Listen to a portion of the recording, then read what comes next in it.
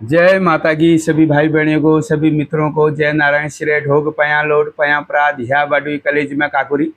तो किसी का कमेंट आया था कि आप जो ये श्री ढोग पया लोट बोलते हो शुरुआत में, ये क्या चीज़ है। तो ये है हमारे जागरूक के हिसाब से, हमारे देवी देवताओं के हिसाब से, हमारे पितरों के, हमारे पूर्वजों के हिसाब से किसी को नमस्कार करना होता है। तो मैं आपको अपने देवी देवताओं के बारे में, अपने देवी देवताओं की कथा सुनाता हूँ। तो जिसने भी मेरा चैनल अभी तक सब्सक्राइब नहीं करा है, आप सब्सक्राइब करिए, लाइक करिए, कमेंट करिए, शेयर जरूर करिए। तो मैं आज जो हमारे बागेश्वर के कपकोट ब्लॉक के ऊंची पहाड़ों में जो हमारे शिखर मूल नारायण जी हैं, उनकी कथा सुनाऊंगा। कैसे मूल नारायण जी हमारे शिखर पहाड़ पर आए और उनके दो पुत्र हुए, भनार और बेजाण जी। तो उनकी कथा आपको सुनाऊंगा। तो कौन है जो है मूल नारायण जी करके, तो आप ध्यान से मेरी कथा जरूर सुने और औरों को भी शेयर करिए। तो जब काशी में जब हमारे अपना ऋषि रहते थे, अपना ऋषि के पुत्र हुए मदना ऋषि। मदना ऋषि जब काशी में रहते थे, उनकी जो धर्म पत्नी है तो वह है मैनावती। तो मैनावती अपने स्वामी, अपनी पतिदेव से कहती है, हे स्वामी, हे पतिदेव, हमारे पास सब कुछ है, हमारे घर में कोई औलाद नहीं हुई, कोई पुत्र नहीं हुआ, तो हमने सभी देवी देवताओं की भक्ति करी। तो उन्होंने जो है गंगा की भक्ति करी, देवी देवताओं की भक्ति करी, विष्णु भगवान की भक्ति करी, पंचनाम देवताओं की भक्ति करी, तब जाके उनके घर में चौथी अवस्था में पुत्र पैदा हुए, बालक पैदा हुए। तो मदना ऋषि जो है काशी में रहते हैं, बड़े खुशी उनके घर में हुई, वो बड़े खुश हुए। उनके घर में जो है पुत्र पैदा हुआ, बालक पैदा हुआ चौथी अवस्था में। तो माता जो है मैनावती रानी उनकी, वो भी बड़ी खुशी हुई। तो अन्न दान, धन दान, सोना चांदी दान, सब सब जो है दान कर रहे हैं। तब वो कह रहे हैं, हे रानी, हमारे घर में चौथी अवस्था में बालक पैदा हुआ है, तो हमने सब अपने जो है पंचनाम देवताओं को निमंत्रण करना चाहिए, 18,000 ऋषि मुनियों को निमंत्रण करना चाहिए, गया के ब्रह्मा और काशी के जो और पंडित लोग हैं उनको निमंत्रण करना चाहिए, हमारी जो ध्यान बेटी हैं, चेली बेटी हैं, हमारी जितनी बेटियां हैं, चेलियां हैं, कन्याएं हैं, सबको निमंत्रण करना चाहिए। तो मैनावती बड़ी खुशी है। तो स्वामी, तुमने बहुत अच्छी बात करी। तो अब जब नामकरण का दिन नज़दीक आ गया, 11 दिन होने वाले हैं, तो मदना ऋषि अपने कुल पुरोहित, अपने जो काशी के जो पंडित हैं, गया के ब्रह्मा बोला जाता है, काशी पड़ी पंडित, मतलब काशी के जो पंडित हैं, उनके पास चले जाते हैं। जब उनके पास जाते हैं तो कहते हैं कि हमारे घर में पुत्र हुआ है, और जो है उनकी जो जन्म कुंडली है, चिन्ह पतड़ा है, जो कुंडली है वो बना दो और देख भी दो कि काशी के लिए, राजपाट के लिए कैसा है, अपने माता पिता के लिए कैसा है, बालक अपने भविष्य के लिए कैसा है। तो हे गुरु, हमारे बालक का जो है तुम कुंडली बना दो और देख भी दो। तो गुरु महाराज जब कुंडली बनाते हैं, तो कुंडली जब देखते हैं तो कहते हैं, हे मदना ऋषि, बालक तो ठीक है, लेकिन अपने राज्य के लिए, काशी के लिए ये बालक सही नहीं है, अपने माँ बाप, अपने माता पिता के लिए सही नहीं है, क्योंकि बालक मूलू में पैदा हुआ है। तो ये बोला जाता है, जो बालक, जो बच्चे मूलू में पैदा होते हैं, तो मूल भी कई प्रकार के होते हैं, ये भी सुना है। तो मूलू में जो बालक पैदा होता है वो अपने माँ बाप के लिए खराब होता है, ये सुना है। तो वो बड़े दुखी हुए, तो घर आके कहते हैं, हे रानी, हमारा बालक सब तो ठीक है, लेकिन अपने राज्य के लिए और माता पिता, हमारे लिए बालक सही नहीं है। तो बड़े दुखी हो जाते हैं। तो अब जब नामकरण का दिन नज़दीक आते हैं, तो वहाँ के जो कुछ ब्राह्मण, कुछ ऋषि लोग मदना ऋषि से जलन भावना रखते थे, उनसे जलते थे। तो उन्होंने कहा कि ये बालक हमारे राज्य के लिए सही नहीं है, इस बालक को तुम जो है त्याग करो, इस बालक को तुम काशी से हटाओ और इस बालक का त्याग तुम्हें करना ही पड़ेगा। तो मदना ऋषि बड़े दुखी मन से अब वो सोचते हैं कि बालक को मैं कहाँ डालूं। तो यहाँ पर कहा जाता है, जब सभी निमंत्रण में आए, जब नामकरण होने लग गया, हो रहा, तो नामकरण का दिन नज़दीक आया, तो सभी जो है ऋषि मुनि लोग, राजा महाराजा लोग, देवी देवता लोग, और गया के ब्रह्मा, काशी के पंडित और चेली बेटी, ध्यान बेटी, जो दिशा ध्यानी बेटी हैं, वो भी सब आए। तो बालक जब यहाँ पर जो है बालक का नामकरण हुआ, खवाई पिवाई हुई, घड़ाई बढ़ाई हुई, सभी को जो है दाम दक्षिणा मिली, क्योंकि मदना ऋषि के घर में बड़े समय बाद पुत्र पैदा हुए थे, लेकिन मदना ऋषि दुखी मन से ये काम करा उन्होंने। तो मदना ऋषि ने अब कहा कि ये बालक को मैं कहाँ डालूं। सब लोग जब अपने अपने घर को चले गए तो यहाँ पर दो कथाएं आती है। एक कथा ये आती है कि बालक को एक लोहे के बक्स में या कोई काठ का बक्सा बनाया और या कोई टोकरी में रखा और बालक को गंगा में विसर्जन कर दिया, बालक को गंगा में बहा दिया। एक कथा ये आती है। एक कथा ये आती है कि जो उनकी धर्म की बहन जो नंदा भगवती है, मदना ऋषि की जो बहन है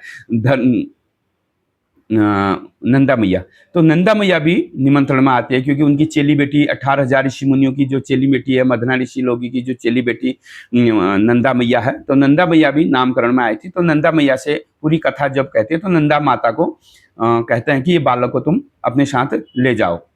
तो नंदा मैया कहती है कि इसके बदले तुम मुझे दाज दो, दहेज दो, इसके बदले तुम मुझे क्या दोगे, ये बालक को तो अब भरण पोषण करना है, बालक को मुझे ले जाना है। तो नंदा मैया क्या मांगती है, 7 घड़े 7 तुम्बे डाव की। दहेज में क्या मांगती है, डाव। डाव क्या होता है, ओले, जो ओले बरसते हैं, तो ओले जो है वो मांगती है। तो उनको जो है बालक जो है नंदा मैया अपने साथ ले जाती है और 7 तुम्बी, 4 मटके, 7 घड़े जो है डाल ओले के उनको दहेज में दिया जाता है।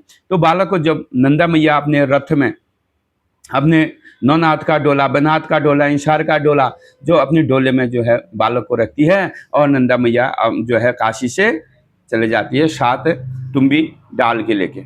जब जाते जाते ऊंचो पहाड़ में, जो शिखर का जो पहाड़ होता है, वो पहाड़ जो है में जब पहुंचते हैं, उस पहाड़ में जो है जो मूलू में जो पैदा होते हैं, उस बालक का नाम मूल नारायण रखा जाता है। तो मूल नारायण जी का जो है वहाँ पर मन बस जाता है। वहाँ पर बांज बुरूस का जंगल है, घना घोर जंगल है, नैर और जो है मासी और ये चीज़ की बड़ी खुशबू चल रही है, बड़े 52 प्रकार के फूल लगे हैं और वहाँ पर बड़ा सुंदर, वहाँ से चारों तरफ जब दिख रहा है तो जो है वहाँ पर जो मूल नारायण जी का मन बस गया। तो मूल नारायण जी कहते हैं, हे बुआ, मुझे पानी की तृष्णा लग गई और यहाँ पर मुझे जो है पानी पीना है और जो है मुझे पानी पिलाओ। तब नंदा मैया अपना डोला वहाँ पर रोकती है, अब पानी की खोज में लग जाती है। अब जंगल वहाँ घना घोर जंगल है, ऊंचाई पर वो पहाड़ है, तो उस पहाड़ में जो है नंदा मैया पानी की खोज में लग जाती है। तब जब नंदा मैया पानी की खोज में लग जाती है तब मूल नारायण जी क्या करते हैं, जो डाव की तुम्बी है, जो ओले की जो घड़े हैं होते हैं 7, उन घड़ों को जो है 6 घड़ों को फोड़ना शुरू कर देते हैं, 6 घड़ों को फोड़ देते हैं। तो मूल नारायण जी सोचते हैं, मेरी बुआ को जो है 7 घड़े जो डाव के दिए हैं, ओले दिए हैं, मेरी माता का जो है देवी रूप है, भगवती रूप है, काली रूप है, 52 रूप मेरी बुआ के हैं। तो कभी मेरी बुआ को अगर घर नगर वालों से, मतलब अपने मातियों को देख के या अपने जो है शौकारों को देख के कभी गुस्सा आ गया तो ये डाव जो है ओले बरसा देगी, तो संसार का तहस नहस हो जाएगा, तो मेरे घना घोर जंगल का तहस नहस हो जाएगा। तो 7 जो घड़े होते हैं उनको फोड़ देते, 6 घड़े फोड़ देते हैं, 7वें में नंदा मैया वहाँ पर आ जाती है। तो एक घड़ा बच जाता है, ऐसा बोला जाता है।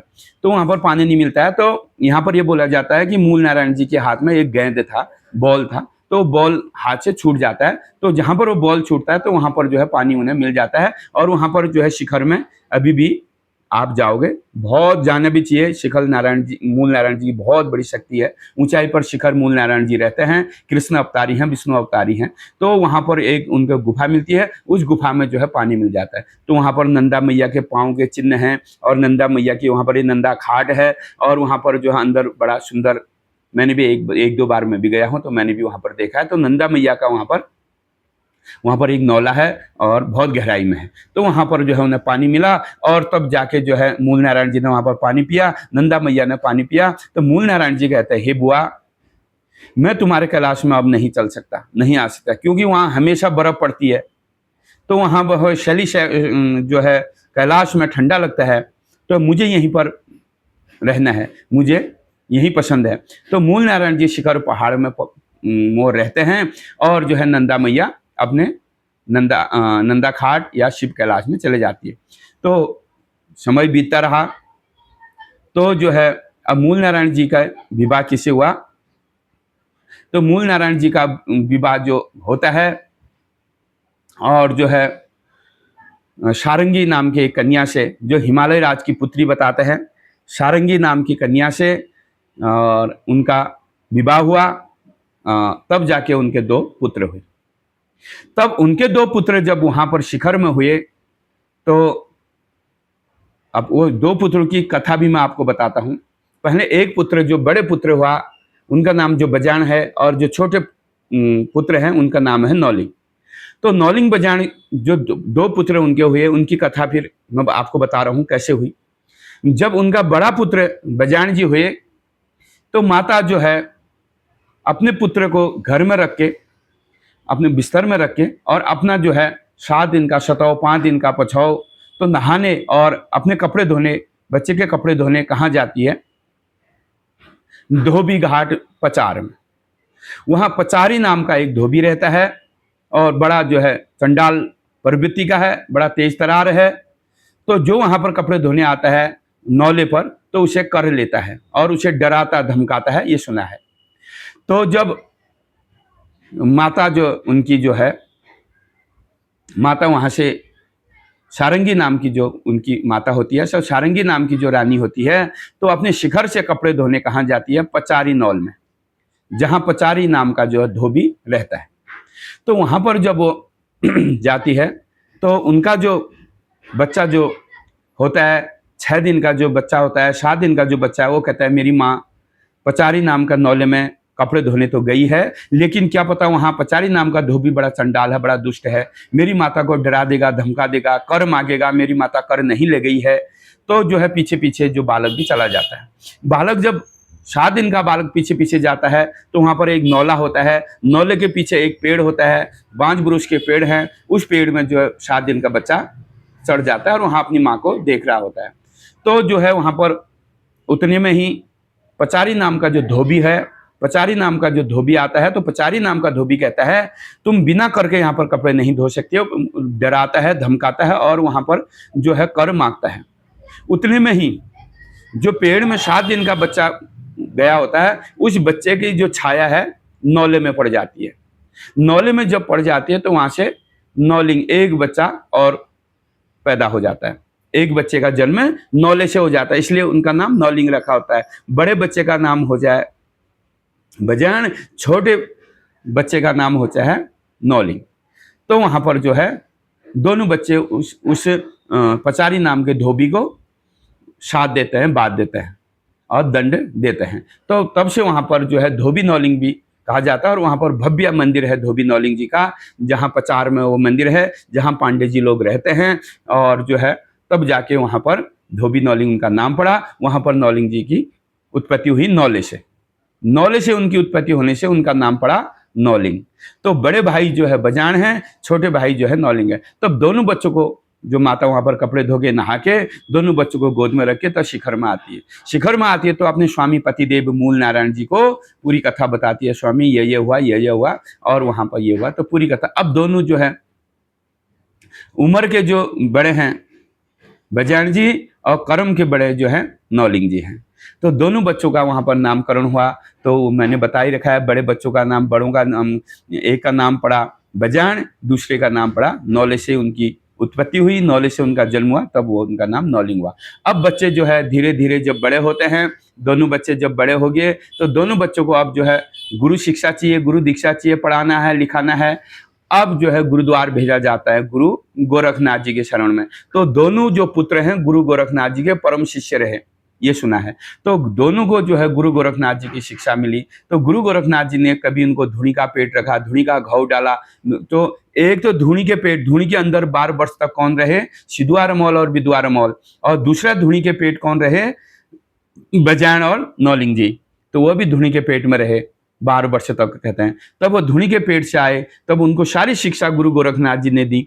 जब सारी शिक्षा गुरु गोरखनाथ जी ने दी, तब दोनों बालक कहते हैं हे गुरु, अब हमें अपनी माता पिता की याद आ रही है, हमें अपना जो है जन्मभूमि में जाना चाहिए।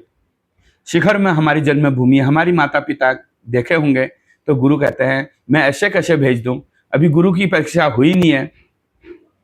तो दोनों बालक कहते हैं हे गुरु, अब तुम जो है गुरु परीक्षा ले सकते हो। तो गुरु अपनी जो है झलुआ, जो कपड़े होते हैं उनके झलुआ, बागंबर जैसे पहनते हैं, कहते हैं श्रमण का झलुआ कपड़े जो होते हैं उनको धो के लाओ। और कहाँ धोना है? सूखा पहाड़ में, रंगली पहाड़ में, रंगली धार में, जहाँ कभी बारिश ही नहीं होती है, जहाँ कभी पानी ही नहीं होता है, तुम्हारी परीक्षा हुई वहाँ से धो के लाओ। तब वो जो है गुरु के कपड़ों को लेके, गुरु के अस्त्र वस्त्रों को लेके, गुरु का साजबाज लेके तो सूखा पहाड़ में जब जाते हैं तो उनका जो है पहरेदार कौन जाता है? कौआ, काग भुसंडी। तो कौआ से कहते हैं, हे कौआ, तू इनको देख क्या, आखिर ये सूखे पहाड़ से कपड़े धो के लाते हैं या कभी कहीं नदी नाले से कपड़े धो के लाते हैं? तब दोनों बालक जो है सूखा पहाड़ में जाते हैं तो कहते हैं, भैया इस पहाड़ में तो 12 वर्ष 18 युग हो गए, इस पहाड़ में तो कभी पानी ही नहीं आया, बारिश ही नहीं हुई, कोई पानी का बूंद छिटा ही नहीं है, तो हम कैसे कपड़े धोएंगे? तो दोनों जो है नंदा माता को याद करते हैं। नंदा माता उनकी पिता की बुआज हैं, तो उनकी अपनी जो है नंदा मैया को याद करते हैं। तो नंदा मैया उनको वहां पर आती है। तो नंदा मैया कहती है, तुम जो है मेघ वर्ण बाण जो है, वायु वर्ण है, और जो है